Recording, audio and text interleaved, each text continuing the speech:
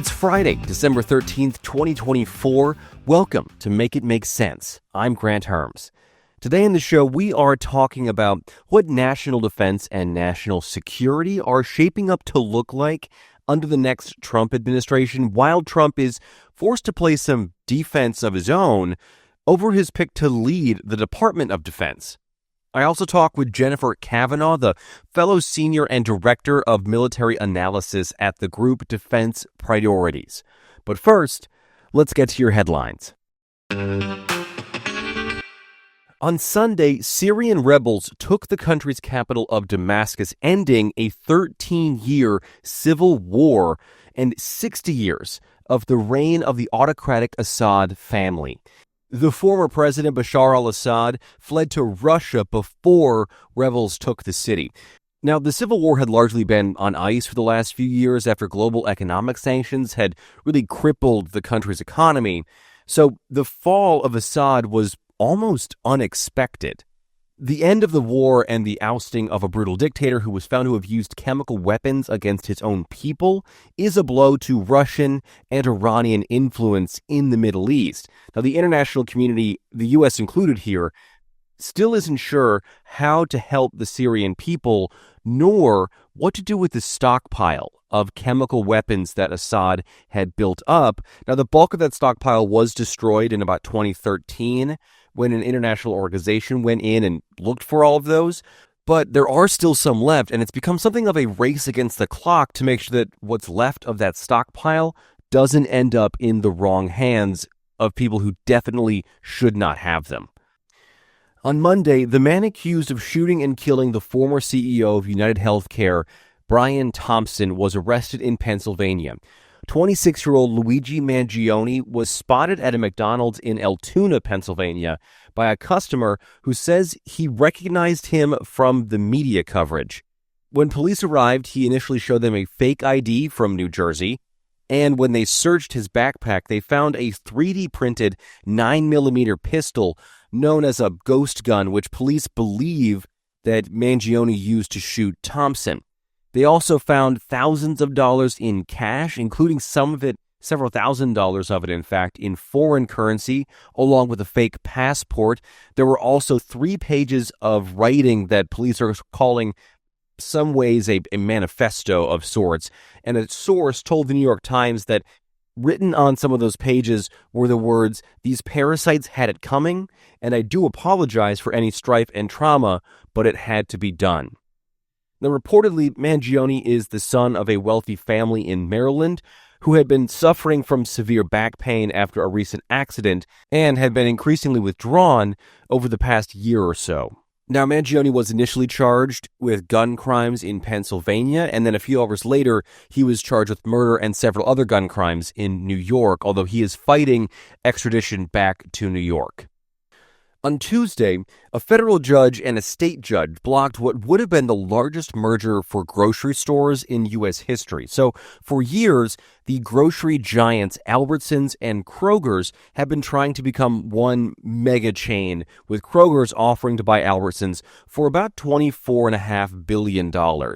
Now, for months, federal regulators had warned that this could create a mini monopoly effectively because there are just so many Albertsons and Kroger's out there, and that would mean that prices would go up for consumers because they'd be the only game in a lot of towns. Well, a federal judge in Oregon agreed, and a state judge in Washington state also agreed. Now, the federal judge, which sort of supersedes things here, put what was basically a temporary hold on this merger until the Federal Trade Commission makes its final decision, calling the deal presumptively unlawful. Now, this order could end up blowing up the entire deal, but Albertsons has already sued the FTC over its in-house deliberation process, calling it unconstitutional, though it's not clear if that's actually going to fly in court or if it's just made to slow things down. But the FTC does seem ready to stop this merger when they do finally make a decision.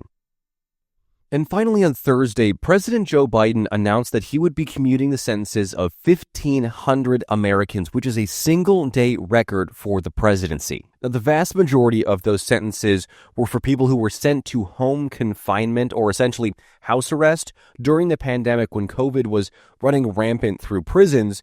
The Trump administration actually started this policy and sent some 4,000 inmates back to their homes for confinement. Generally, they were drug offenders or nonviolent offenses. So over the program, though, it's thought to have saved lives by avoiding COVID-19, but it's also saved the federal government a lot of money by not having to house those people in federal prisons, and has helped thousands better reintegrate into society after serving their sentences. Biden only commuted those sentences, which keeps the conviction on their official records, but does turn the sentences themselves into time served. He also did pardon 39 other people, which means their convictions are removed from the records completely. Okay, that is it for your headlines. Let's get to today's main topic, what the next Trump administration has planned for national security.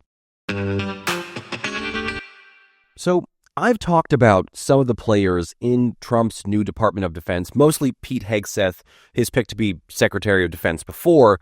He's the Army National Guard veteran turned Fox News host who defended soldiers accused of war crimes, was run out of at least one veterans organization for drinking on the job, has been accused of drinking on the job at Fox News, has been accused of sexual assault and settled out of court with at least one woman, was accused of being an abusive husband by his own mother, and cheated on 2 of his previous wives. And if you really want the nitty-gritty details on that, go back and listen to last week's midweek episode. I go into a lot more detail there. But all of that is suffice to say that Hegseth's run as the nominee has been anything but smooth. But in just the last week or so, it seems that his path to the Pentagon may be getting a little bit easier. Hegseth has promised to stop drinking altogether if he gets confirmed by the Senate. And he's been more forcefully pushing back against reporting just like this about his really troubled past, and reporting on things that he's said and done as recently as last month, which includes things like saying women and transgender Americans shouldn't serve in combat or serve at all. And what his nomination has really become, and I've talked about this before, is a fight between Trump and Republican senators. Trump's allies, both in and out of the Senate, have told him privately, according to the New York Times, but also several publicly, have been saying a second failed appointee after Matt Gaetz would damage what Trump sees as a mandate and what has been his near total control over the Republican Party. And Trump, for those reasons, in part at least, is continuing to back Hegseth on the record. Here's what he said just last Sunday on NBC. Do you still have confidence in Pete Hegseth? Yes, I do. I really do. He's a very smart guy. I've known him through Fox, but I've known him for a long time. And he's basically a military guy. I mean, every time I talk to him, all he wants to talk about is the military. He's a military guy. I used to kid him about it. I didn't think we'd be in this position where he may be, hopefully will be Secretary of Defense. But every time I was with him, he was fighting for soldiers, where he said some soldier was unjustly put in prison because they were really doing what they were taught to do in some cases. So, yeah, I think he's going to do fine. Now, I wouldn't call that Trump at his most confident, though. And that's likely because there are still some key holdouts in the Senate when it comes to Pete Hegseth, like Joni Ernst, the senator from Iowa, who has concerns about the sexual assault allegations in Hegseth's past, given the fact that she has done a lot of work on specifically sexual assault in the military, and what Hegseth has said about women serving in combat roles, because Ernst is a veteran herself. Now, she's in the camp of people who just aren't outright no votes, because that's a pretty quick way to get on Trump's bad side, and nobody in the Republican Party wants to be there. So what you're going to hear is people like Ernst say something like, they just want the confirmation process to work itself out and do its job in 2025, which is an easy way of not saying yes without having to say no. But if that's all the politics of all this right now, I think it's important to look at what Hegseth wants when it comes to running the military, because he's got ideas, mostly Those have to do with what he calls the woke, quote-unquote, military. In fact, he's called it the biggest threat to the U.S. Not Russia, not Iran, not China, but an internal threat from what he sees as a broad departure from what he would like the military to look like. He's written in several of his books that he wants to take on a frontal assault at diversity, equity, and inclusion programs in the military. Here, what he was back in June, criticizing current Secretary of Defense Lloyd Austin, who said that diversity was the military's greatest strength. So the military's done a phenomenal job forging a multi-ethnic force over the years, but the left knows by pushing DEI, well, now they've got black soldiers looking at white soldiers and white soldiers looking at black soldiers, wondering who really deserved what or why they're in a position, which is really toxic for an organization primed on unity, which is why the biggest piece of garbage the military peddles, you hear these generals say it all the time, our diversity is our strength. What a load of crap. It's the exact opposite in every way. Now, it's worth pointing out here that both Lloyd Austin and the chairman of the Joint Chiefs of Staff, which is the head of the military's organization inside the White House that advises the president, made up of generals, both of those men are black men. And there is already some worry that Donald Trump might fire the chairman of the Joint Chiefs of Staff and put in somebody else, which those positions are staggered, so you don't have a full military turnover every time there's a new president. They tend to remain constant, and we should want it that way. It's designed that way on purpose. But with Hegseth at the DOD, it would be more likely that Trump would fire the chairman of the Joint Chiefs, which would disrupt the military. And Hegseth has also, when it comes to diversity, criticized the repealing of Don't Ask, Don't Tell. And if you don't know what that was the policy that was started in 1980 that allowed gay and lesbian Americans to serve in the military, yes, but if they were found out to be gay, they were discharged. It led to the discharging of more than 14,000 service members over the course of its run and cost $1.3 billion just to discharge them. And I do need to say here that when Hegseth was asked about this point blank earlier this week, he said that he wasn't going to undo the repeal, which he can't really do. That's a thing that a president, along with some parts of Congress, would have to do. But that also doesn't mean keeping things the same as they are now, which he clearly doesn't like. Now, Hegseth thinks that it's part of what he calls the trans agenda, which isn't a real thing. And depending on who's talking about it, can mean anything from feminizing men to turning children gay to being a piggyback for communism. Hegseth has said some version of all these things at one point or another, but here's how he said it back in June. Because it was really just a costume for a trans agenda pushed into the military, which is full on, by the way, inside the ranks. You talk to people, you don't have to go very far to find someone that says, well, I've got a trans member of my unit, and that means we have a lot more, counseling on pronouns, and you can't, no jokes, and because the threat is so serious, it permeates the culture of units. Everyone's, most especially commanders, walking on eggshells, because if they make one wrong mistake with this soldier, and it happens with race and gender too, but it's one of the easiest analogies is asthma or dental exams. Like when we would deploy to Iraq and Afghanistan, you always get a dental exam before you go. And if you were Cat 4, meaning you had serious issues, they just pulled your tooth. Like, no Novocaine, like you're going to war. Because you can't be downrange with a toothache that's debilitating where you don't have a dentist. Or when you go to basic training, they take away your asthma medication because if you're downrange, you can't rely on that. The whole thing undermines readiness at every level. It's the easiest hard stop no, which the Trump administration did, by the way, to their credit. So the thing here is that there has never been any credible study that has found that allowing members of the military to serve openly gay, likewise for trans service members to be openly trans, that have found that military readiness has been harmed by allowing them to be open about who they are. In fact, when you look at studies from the 1950s, after the military was desegregated, that didn't hurt readiness or cohesion either, which is just a fancy way of saying how individual battalions or platoons behave. They thought there was going to be a lot of violence, but there just wasn't. And honestly, when it comes to talking about diversity and people serving in the military openly as who they are and with other people who aren't like them, I think it's worth asking Hegseth, and I hope a senator at his confirmation hearing does ask this, but it's worth asking him if he thinks the military should have been desegregated. Because given what he's saying here, it's not a far walk to there. Hegseth also says that he doesn't want women serving in combat roles. Here's that. It's like, women and men are different. Women shouldn't be in combat at all. Not at all. They're life givers, not life takers. I know a lot of wonderful soldiers, female soldiers who I've served with, who are great. But they shouldn't be in my infantry battalion. Not once. They could be medics or helicopter pilots or whatever. But they create all sorts of variables and complications that have nothing to do with being anti-woman and everything to do with having the most effective military you can.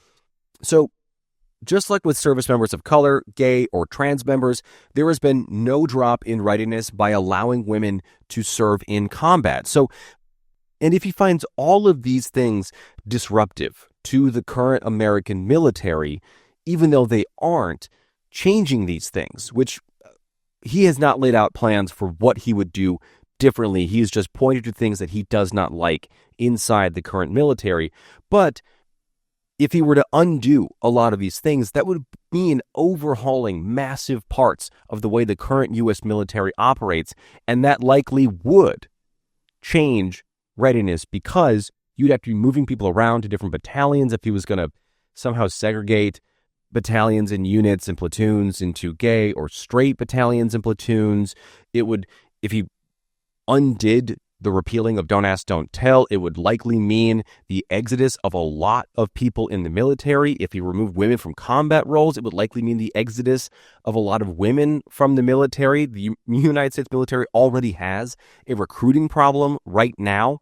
So, like I said, it's still unclear what Hegseth wants to do, but what he's pointing at, quote unquote, fixing would mean disrupting a lot of the military, and there is real worry that that could actually harm readiness in a way that he's talking about it already being harmed now.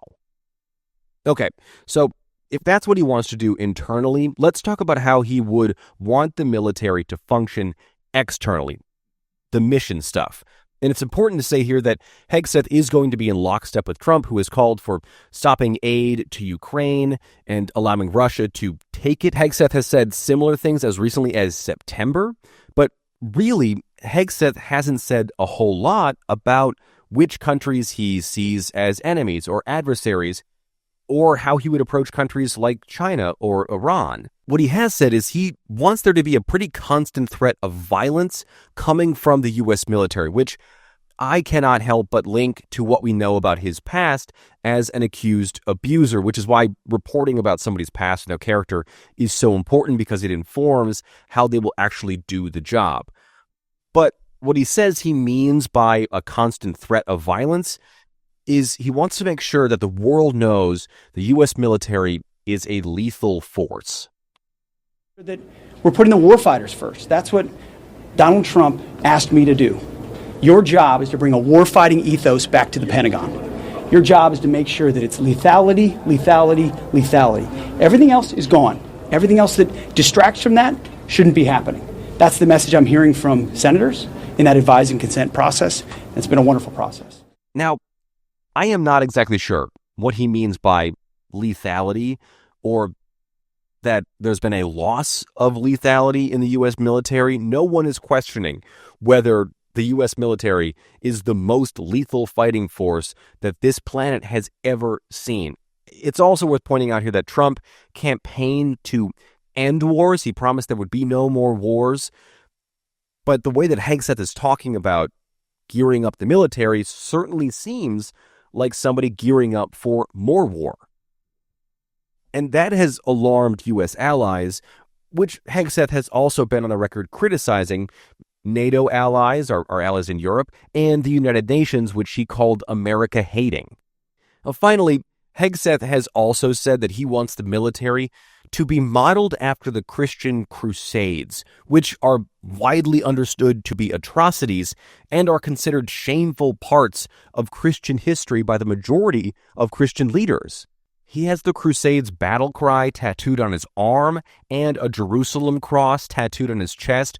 Both are considered symbols of and are used by white supremacist groups in the United States, which actually caused Hegseth to be flagged as a potential insider threat by a fellow service member when Hegseth was trying to get on President Joe Biden's inauguration military security detail in 2021 when Hegseth was technically still part of the National Guard. It's also been a sticking point for people who badly want Hegseth to be run through a background check by the FBI so we can find out if he actually is an insider threat. Now, Hegseth and his attorney say that, yes, he has these tattoos, but that doesn't necessarily mean that he believes the same things that the white supremacist groups that use these symbols as well also believe, but that has not really calmed fears of people who see these things and know what they're associated with. And in that same vein, Hegseth is also a member of a Reformed evangelical church in Nashville. Now, if you have not heard of a Reformed evangelical church before, you're going to hear a lot more about them soon, so I want you to have some background, and this is going to feel kind of like a detour here, but I promise it'll make sense. So this kind of evangelical church, this Reformed evangelical church, is an extremist ideology started by a Christian nationalist from Idaho. You know, the state famous for potatoes and being home to some of the largest white supremacist and neo-Nazi groups in the country. The leader of the Reformed Evangelical Church is a man named Doug Wilson, who believes that secular nationalism, as he calls it, doesn't work, and that Christians should be in charge of the government. He also believes that slavery was good, that being gay should be a crime, and that allowing women to vote is a curse. Now, the reason that this is important is because Hegseth has praised Wilson on multiple occasions, saying that he wouldn't send his kids to Harvard, where he went, but would like them to go to Wilson's College in Idaho. Let's move away from Hegseth and the military and talk for this last little bit about national intelligence. Trump has picked some semi-traditional and some very not traditional choices here. Let's start with Tulsi Gabbard. So Gabbard is the former Democratic Congresswoman from Hawaii, and like Pete Hegseth, she's an Army National Guard veteran who served in Iraq and Kuwait, finishing a 20-year military career before getting elected to Congress. She is Trump's pick to be the Director of National Intelligence, the person who oversees all of our intelligence agencies kind of collectively in an umbrella. That's the CIA, the NSA. There are several others. CISA is sort of involved in this thing. It gets kind of blurry between DOD and Department of Homeland Security. But Gabbard does not have any intelligence experience. She was a presidential hopeful in 2020 who clashed with Joe Biden and Kamala Harris on the debate stage, and then left the party shortly after losing the primary. For Trump, Gabbard's big draw is that she is a fan favorite on Fox News. She's been a paid contributor with the cable channel since 2017 and is frequently brought on to be the Democratic counter to Democratic policies that are unpopular with Fox hosts and broader audience. She's also been heavily criticized for cozying up to dictators like Putin and Assad and parroting Russian propaganda, so much so that she has become a favorite for Russian media outlets. In 2017, she visited former Syrian President Bashar al-Assad, which was the guy that I talked about in the beginning headlines here, which was extremely unusual, given that the U.S. at that point in time didn't have any diplomatic relationship with this violent dictator who, like I said, was accused of war crimes by U.S. lawmakers. She's also been critical of the U.S. support for Ukraine in its fight against the Russian invasion, a lot like Trump and a lot like Pete Hegseth. And she has said that the U.S. has covert biolabs across Ukraine and has accused the U.S. of being involved in bombing a gas line between Russia and Germany in 2022, which the Germans have said that it was actually Ukrainian President Volodymyr Zelensky and Ukraine who blew up that pipeline instead. Now, ultimately, Gabbard could very easily be seen as a liability to the entire U.S. intelligence system that she's been nominated to oversee, which could make her nomination a difficult one, although it's really been overshadowed by the troubles that were Matt Gaetz and that are now Pete Hegseth, and in some way, shape, or form, a little bit RFK Jr. Gabbard just hasn't stolen the spotlight on her own yet. So, after Gabbard, let's talk about who Trump has chosen to lead the CIA. It's John Ratcliffe, and it's more along the traditional lines of people who would get this job normally. He was a member of Congress from Texas, where he rose through the ranks there by making himself a frequent and vocal supporter of Donald Trump. Now, that paid off for him when he was put on the impeachment advisory team for Trump's first impeachment. There's that loyalty requirement there for Trump that a lot of his nominees who aren't regular TV people have to have. And more importantly for Trump, Ratcliffe was director of national intelligence for the final few months of the Trump administration, during the beginning of COVID and the 2020 election, and also a portion of its aftermath. Now, he made headlines when he released Russian information in the final months of the 2020 campaign that was damaging to Democrats, despite acknowledging that the information was unconfirmed and broke with his own intelligence agencies. He also broke with his own intelligence agencies over the Hunter Biden laptop story, saying it didn't bear the hallmarks of a Russian operation, which U.S. intelligence agencies still maintain that it does and did. Now, since then, the laptop did turn out to be Hunter Biden's, but the story of how certain damaging files ended up on the laptop remain a mystery, and House Republicans spent the better part of a year trying to find acts of corruption in the Biden family, but couldn't bring a single piece of credible evidence to back up those claims. But Ratcliffe was part of all of that. Now, in terms of what Ratcliffe's actual focus at the CIA might be, that's pretty easy. It's China. Ratcliffe has been hawkish or aggressive on China, saying the country is the top threat to the U.S. militarily, technologically, and economically. He's been a frequent critic of Chinese companies who invest in U.S. holdings or companies here, saying that they were, quote, a layer of camouflage to the activities of the Chinese Communist Party. And this view would likely play right into Trump's plan to put steep tariffs on China and a much more militaristic stance toward the Asian superpower that would necessarily involve the CIA. All right. All of that brings us to my conversation today with Senior Fellow and Director of Military Analysis at the Defense Priorities Group, Jennifer Kavanagh. We talked all about what's really at stake at the Department of Defense and what threats the U.S. might be facing next year that a new Trump administration will need to take on.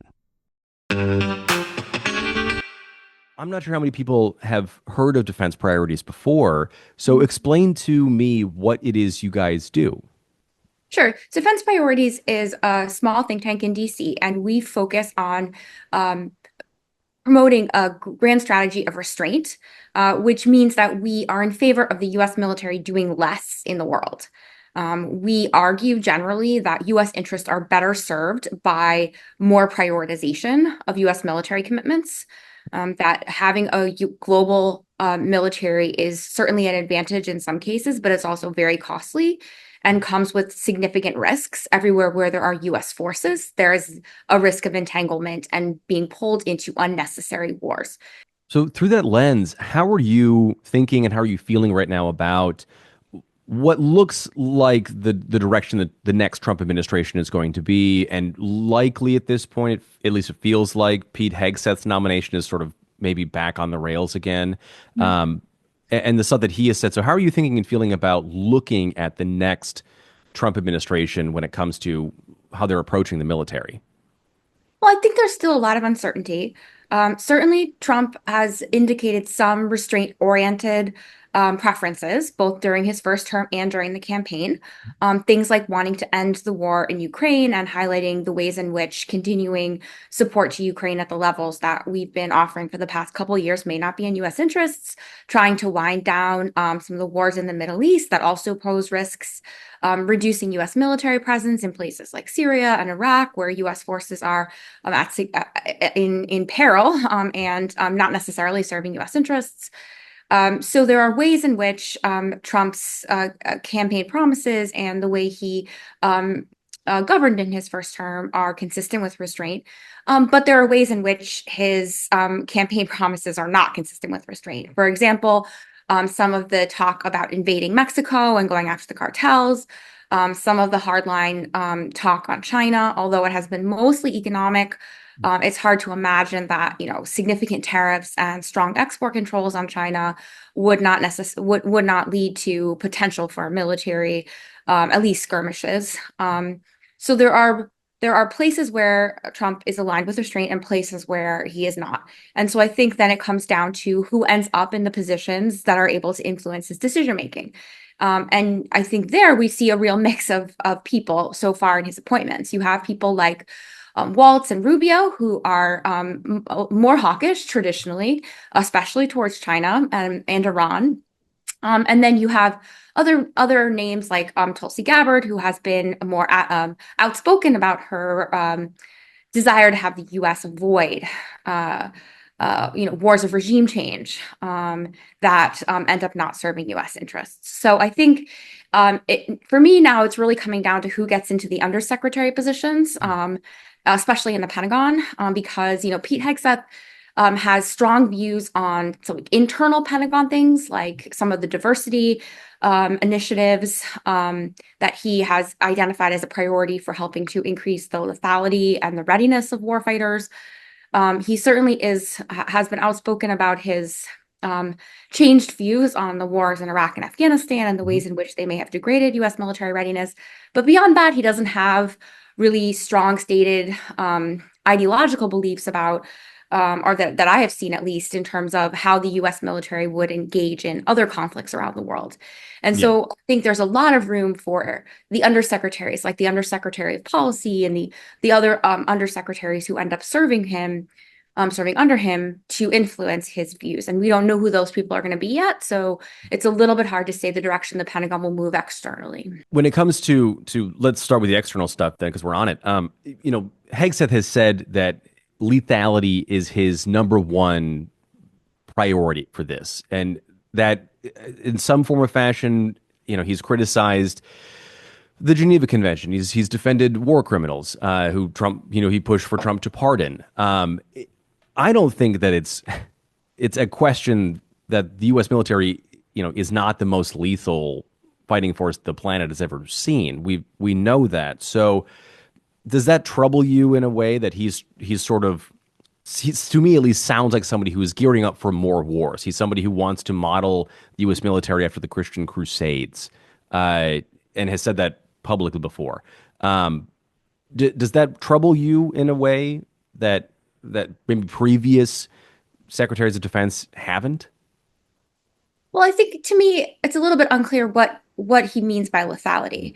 I think as I read his comments on lethality, it's more about his concerns about the ways in which what he sees as, quote unquote, woke policies in terms of the Pentagon personnel issues have eroded readiness. So maybe we can talk about it separately. But externally, I'm not sure, to me, the question for the U.S. military, the challenges it faces are not necessarily about lethality.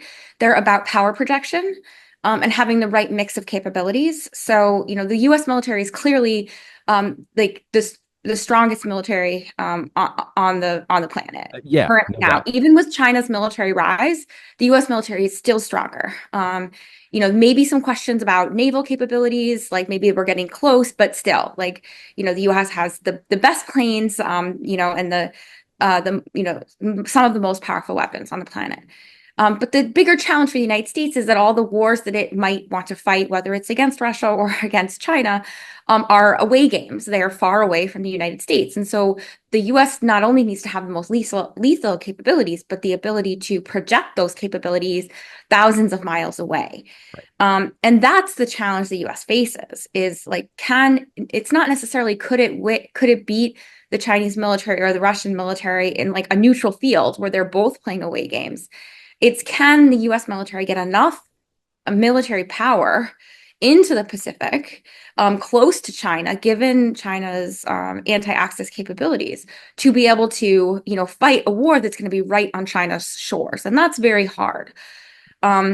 So for me, the question isn't necessarily lethality. It's the ability to project that power long distances. And that requires that you have not just the most powerful things, but also things that are small and that can be deployed easily and that can be hidden. And you need lots of access places. You need lots of bases and you need the ability to distribute those capabilities. You need the ability to sustain them. How are you going to get food and water and fuel to all of your personnel and your platform? So those to me are the challenges that the military hasn't yet grappled with or they're grappling with them, but they haven't yet overcome them. And so to me, that should be the focus, not necessarily lethality. And I guess, the last thing I'll say here is that the military has always looking for the next best thing. And this idea that having like what they call exquisite, which means like very advanced capabilities is the way to win wars. But what we're seeing in Ukraine is that, yes, you need the most advanced capabilities, but you also need just lots of simple things, like lots of small drones, lots of ammunition. And so the question again isn't lethality, it's the ability to mass produce. And so the defense industrial base issues are going to be another big thing, which isn't necessarily a lethality thing. But it is a thing that is under the purview of the Secretary of Defense. This is something that I like. My listeners will have heard it before. Is that like Hegseth? Well, sure, is a veteran and has seen fighting, has no like administrative background, which is the job of the Secretary of Defense. And so like what you're talking about is like maybe not lethality, but like logistics, and logistics in a way is lethality. But to me, like that also goes into readiness into the U.S. military, right? Is anybody concerned about the actual readiness capabilities of the U.S. military right now? Well, I mean, that should be the focus, right? Is like is the readiness capabilities and readiness separately from the personnel issues, right? Like, do we actually have the stuff we need and can we get it where we want it to be? Now, this is why I say the undersecretaries will be so important. In theory, there will be like an undersecretary who manages acquisitions and logistics. So there'll be someone who oversees that specifically. And I would imagine that Hegseth would have to depend on him. And you do have the deputy Secretary of Defense, Stephen Feinberg, who does come from a like defense tech background, which, so he has at least the experience of thinking about acquisition from like a small business perspective. And that is actually a gap that the Pentagon needs to fill. They need to do a better job of working with small defense contractors. So that I think is an opportunity to help address that issue. So, I do think that to me, the focus on lethality makes sense if what he means is readiness and the ability to project power. If it's, the need to be like more deadly or to have more advanced capabilities or fancier weapons, like to me, that's not the issue. And I do have concerns about some of the focus on like the wokeness of the Pentagon, because I don't see that as a big issue. And I could see that as being a distraction from these other things that we've been talking about. Well, let's talk about that then, because a lot of this episode was just about those things, because that is the thing that he has been the most vocal about, and the thing that he wants to, like, he said a full frontal assault on wokeness in the military, and that he sees it as the largest threat to the U.S., which isn't somebody like China or Iran or Russia. To me, like when you look at the studies that are about desegregation of the military, when you look at the repealing of Don't Ask, Don't Tell, when you look at the really limited, admittedly, studies about trans members serving in the military, there is no effect on readiness. But to undo a lot of those things, to me, would actually seem like it would cause a lot of upheaval that could end up affecting readiness in a way that it would mean like harming the internal logistics in the vein that we're just talking about of the military. But am I off base in thinking those things? No, I don't think so. I mean, so I, was at RAND before I was at Defense Priorities. I was at RAND for about 14 years, and RAND is a federally funded research and development center, which means that they have a very close relationship with government agencies, including the Pentagon. So I spent a lot of time there, and my experience was that the Pentagon has done a lot in recent years to help open up opportunities for people of all types, whether it's desegregation or opening positions to women or getting rid of don't ask, don't tell.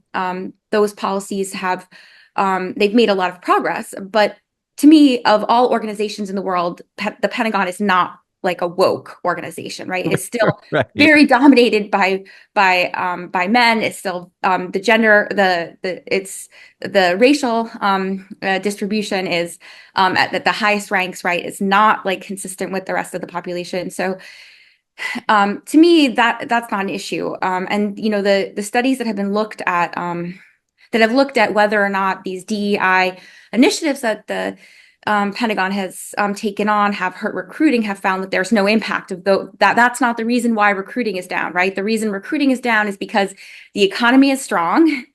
And 20 years of war in Iraq and Afghanistan like wore people down, and the people who fought those wars aren't recommending to their kids that they go into the military. That shouldn't be a surprise. So you're 100% right that the studies that look at the effect of having women in combat positions, assuming that they can meet the standards, and the repeal of Don't Ask, Don't Tell, and the initiatives to integrate transgender personnel into the military more effectively have shown that these things really have no readiness as long as with transgender personnel who are going through transitions, like there are deployability issues, but the Pentagon has worked through those. Not all women can meet the standards for combat jobs, so they shouldn't all be in combat jobs, but if they can, they've again shown no impact on readiness. So there's just the studies that suggest that these things hurt readiness or hurt cohesion are really, really the systematic studies don't show that. And there's anecdotes where people say that they have experienced impacts, but the plural of anecdote is not evidence. So it's hard to weigh that. Let's talk about some of the challenges that the U.S. military, could face, likely is going to face in 2025. Whether that's some of the logistical problems that you were talking about before, or whether that's, is it the war in Ukraine? Is it what happens now in Syria after the fall of Assad? What are the things that you think are on the horizon that really are going to be the tests of this next Trump administration? Yeah, so I think probably the top two national security issues. I'm putting aside immigration here, which is a priority for Trump, but which I see as sort of like a separate, maybe a non-military issue. Although he plans to use the military for it, in my view, it's should be customs and border enforcement issue. So the two top national security concerns that I see are number one, what are you going to do about Ukraine? And number two, what are you going to do about the Middle East? And both of those have many pieces. In Ukraine, Trump has made it clear that he wants to end the war. But that's a lot easier said than done. The questions are how do you get both parties to the table to actually stop fighting? I think the United States has some leverage over Zelensky, but less leverage over Putin. So what are the terms of the deal that get Putin to the table? And how much is the United States willing to kind of offer?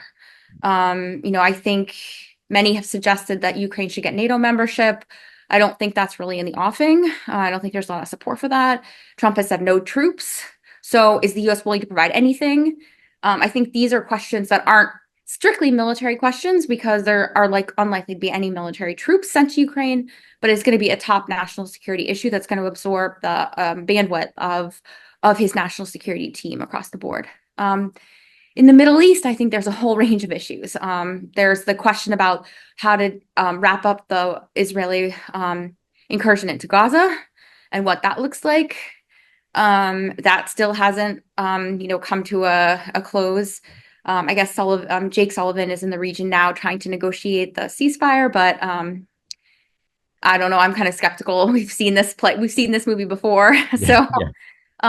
So there's that question. And now there's the additional question of Syria, what to do about those 900 US troops. Trump had indicated in his first term that he wanted to pull them out. But there are ramifications from that. It would mean that Turkey would have a lot more influence, which Trump probably doesn't like. It would mean the ISIS fighters held in the Kurdish, or the Kurdish is guarding those. The Kurdish fighters are currently guarding those prisons. Those ISIS fighters would get out. To me, that's not a huge concern, but it's something that might weigh on Trump, given that he was very proud of having defeated ISIS during his first term. So the question is, do you leave those troops there? Do you pull them out? Like, what kind of role does the U.S. play in any sort of post-Assad governance structure? And then you have Iran. And we know that the team is sort of the Trump transition team is debating what to do about Iran. There's been some talk of maybe a deal, some kind of deal on their nuclear weapons. But they also want this like maximum pressure 2.0. And there was just an article this morning in the Wall Street Journal about potential military options, whether they would surge military power into the region to as a bluff or back an Israeli operation. And, while I think Trump has been clear he doesn't want World War III, once you start striking Iran and surging or threatening a military action against Iran, you can't always control the escalation spiral. So I think it's going to be a really tricky dance there of how you address Trump's concern about the nuclear weapons without causing a war. Yeah. And then we still haven't even gotten to what is the U.S. priority theater, which is Asia, where you have the Chinese military threat. And, Trump hasn't talked that much about the military aspect of the Asia theater. He's been much more focused on trade and using tariffs. He's indicated some ambivalence about defending Taiwan were China to attack it. But I think given the nature of the people that he's put on the NSC as well as State Department, those military questions are going to come up. Well, Jennifer, thank you so much for doing this. I really appreciate it. Thank you. I've had a great time. Now it's time for TLTO, or Too Long Tuned Out, where I tell you just the stuff you need to know from the stuff you just heard. After a rocky start, Trump's pick to lead the U.S. Department of Defense, Pete Hegseth, seems to have gotten his nomination at least a little bit more under control. If he's confirmed, Hegseth would go after what he sees as the biggest threat to the U.S., diversity and inclusion in the military. It's pretty clear that he would move to ban women from combat roles and would potentially ban trans Americans from serving at all. It's unclear what he would do with gay service members, who he is not a fan of serving openly, but also isn't a fan of repeal of Don't Ask, Don't Tell.